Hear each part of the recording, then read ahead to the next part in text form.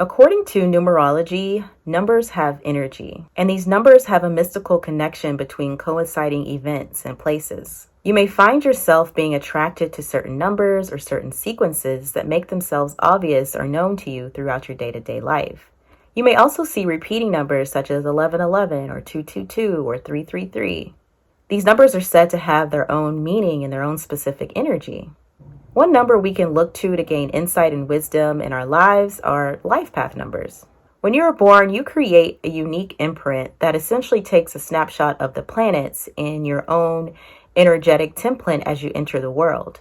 Part of this energetic template is your life path number, which can depart divine wisdom and insight into your life's mission and your life's purpose. Your life path number is a number that is calculated by using the digits in your birth date. And I'll explain in just a little bit exactly how you can go about calculating your own life path number. But ultimately, you will use your birth date to formulate a number 1 through 9, but you also have your master numbers, which include 11, 22, and 33. These numbers can give you keen insight as to who you are at your core and what you're intended to do in this lifetime. It points to the momentum of your life and lays out your personal evolutionary path, which can be influenced and changed as you embark on certain life experiences, and even possible talents and ambitions. So exactly how do you go about calculating this number? So to start off, you will reduce each unit in your birth date, your month, your birthday, and your birth year down to a single digit or a master number, which again is 11, 22, or 33. And the master numbers are never reduced when you're calculating your life path number. And then next, you'll add each of the resulting digits together until you get another number, which once again, you'll reduce down to a single digit other than the master numbers. So for example, let's say your birthday is August 12th, 1990. First, you'll start with the birth month, which is August and represents the number 8. 8 is already a single digit, so it doesn't need to be reduced. The date of birth is 12, which we reduce by adding 1 plus 2 equals 3. The birth year is 1990, so you add 1 plus 9 plus 9 plus 0, which gives you 19. And then once again, you'll reduce that further down to 1 plus 9 is 10. And then you'll add the 1 plus 0, which gives you 1. So then you'll add all of those numbers together. So you'll take your 8, your 3, and your 1. So 8 plus 3 is 11, plus 1 is 12. Once again, you have a double digit, so then you'll add them together to reduce it further. So you'll do 1 plus 2, which equals 3.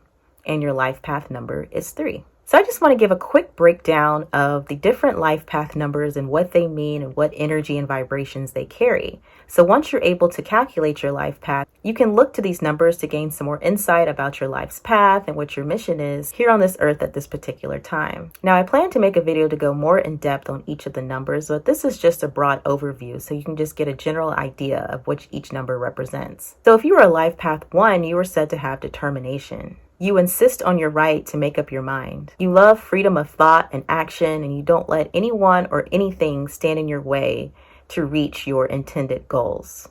If you're a life path number 2, you're said to be extremely perceptive, sensitive, and maybe even a little shy. You have great sensitivity to your feelings and to those of others, but sometimes the sensitivity can cause you to repress and hold back some of your talent. If you're a life path number 3, you are drawn to the expressive arts and have a knack for creativity. You may have even felt drawn to being an artist at a young age. If you are a life path number 4, you are said to be orderly and systematic and controlled.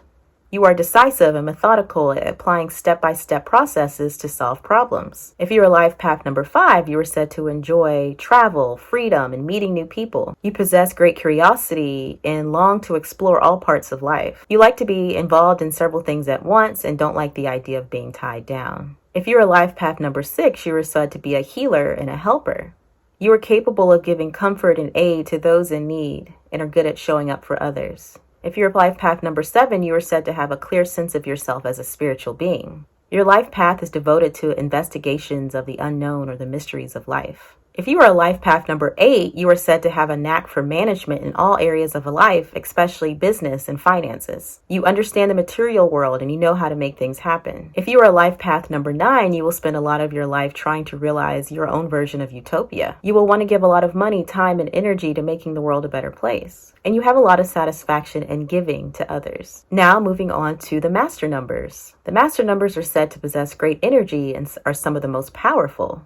If you are a life path number 11, you are said to possess a great amount of insight, and intuition. There can be so much going on in your psyche that you often feel misunderstood, especially as a young child or in your younger years. You may be shy and withdrawn and still have a lot of potential inside of you that you may not have realized yet. If you are a life path number 22, you have the potential to be a master builder. You are capable of perceiving something great in your mind and then manifesting it in the material world. If you're a life path 33, you are said to have great compassion and seek to be in service of others. You have a soft place in your heart for the weak. You are a healer and helper for others. So I hope this video gave you a little insight into life path numbers if this is something new to you. If this is something you're already familiar with, just stay tuned because I do plan to make videos that go further in depth and are a little bit more advanced. So once again, if you have any questions or comments, please leave them down below. Also, make sure to subscribe to the channel if you haven't done so already. I also want to invite everyone to join my free Facebook group. It's called the Pseudo Sage Community, where we can discuss topics such as these and actually support and help one another.